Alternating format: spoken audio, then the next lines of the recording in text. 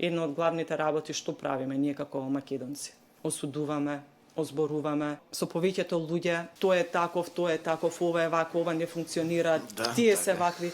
Меѓутоа, никој не го вперил прстот во самиот себе да рече јас каков сум. Дај промената што ја барам надвор, промената да ја почнам во самиот себе. Ако јас почнам да се менувам, вие почнете да се менувате, секој стане свесен и се менува, тогаш ние ќе живееме во еден рај на земјата. А ние секогаш чекаме да осудам, секогаш многу добро знам кој како греши, знам да спознам кога некој паднал, па сето тоа да го раширам по моите пријатели, да уговарам, надоградено. Што ќе биде. Да. И која е целта на тоа осудување? Доколку тебе осудам, што добивам јас од тоа? Ништо. Мојот живот може само се ставам грев на душата. И крадеме од нашата среќа, а на тој што го осудуваме му помагаме да ја открие среќата. Така, тоа што осудуваме и озборуваме, да ќе наштетиме, може ќе го повредиме човекот кој ќе слушне ние што сме кажале. Меѓутоа, само со тоа си ставаме наш грев. Ние не треба да ги осудуваме другите луѓе, ние треба да осудуваме самите себе си. И затоа ние треба да се занимаваме со сопствениот живот, каков е мојот живот, а не на пример со твојот живот ти како живееш. Затоа што поинтересно ми да се занимаваат со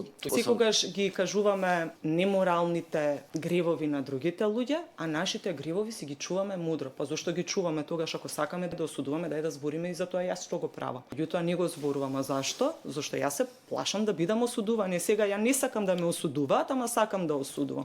Не сакам јас кога ќе слушнам некој да зборува лошо за мене, ама јас сега ќе седнам и ќе зборувам лошо за тебе на пример.